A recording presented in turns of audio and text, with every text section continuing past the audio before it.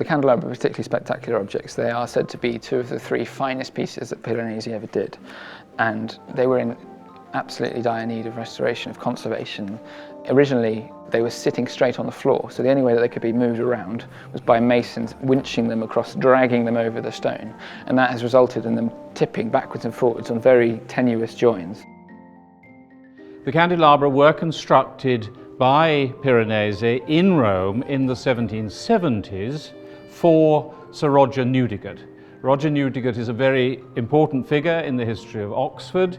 He was the MP for Oxford in the mid-18th century. He went on 2 grand tours. He was there in Rome in the 1770s. He met Piranesi and he ordered from him these candelabra. And they are really among our greatest treasures. The Grand Tour was considered essential as part of the education of any gentleman. And things were bought, I suppose, as souvenirs. And at the time, it was the English who had the buying power. A candelabrum is an object on top of which a flame traditionally would have been. So it would have been a stand for some kind of light. But it would have been quite a spectacular thing. This is a neoclassical object made up of antique pieces found at Hadrian's Villa. And then you stick that in the centre of your wonderful country house back in Britain, and you light a fire on top of it at night to impress your guests, people coming to stay, and you can show just how cultured you are to the rest of the world. For the first time, with the objects in the conservation studios upstairs, you can see them under a proper light, and you've got raking light, which shows you all the different joins and pieces that have been incorporated to make this kind of faux object. And it is fascinating to see, because whereas before we thought perhaps there was more antique sculpture in the pieces, it now seems like there are many 18th century pieces which have been intentionally broken to look old and then put back together by Piranesi. So there may have been a little bit of trickery going on.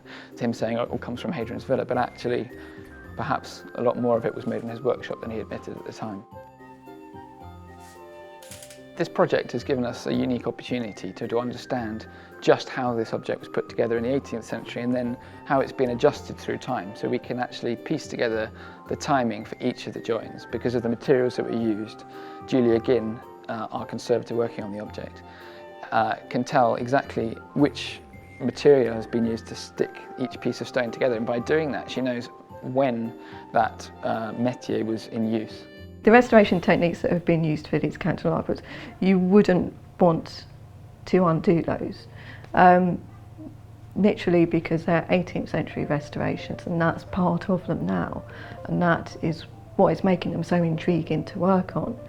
But you can see on them that the areas that you've got on the feet, you've got a couple of sort of like dark repairs on there. They're beeswax repairs. So they're a traditional 18th century repair, which is just literally purified beeswax and marble dust that you heat up and then you can carve. And then the same for the joints. The joints have been adhered with rosin from like a pine tree, so it's a resin. And that works really well. I mean, you consider these are the 18th century and they're still kind of sort of like quite bound together quite well. So you wouldn't want to take that away. Outside funding to us is critical to the way we operate, because although we have a core team of conservators who can deal with most of the needs of the collections, there are various areas like sculpture conservation where we have to go outside for that expertise. We needed very specialist conservation support in order to do this work, and to get the grant from TEFAF made all the difference. Since the candelabra came to the museum, they've been relocated a number of times in the Randolph Sculpture Gallery. But I think where they're going to go now will be perfect, because it's a gallery that needs iconic pieces. It's a very long, narrow space, and you need an eye catcher at the far end. And the decision was taken last year to actually go back to the original 1845 colour scheme, which is what's being reinstated at the moment.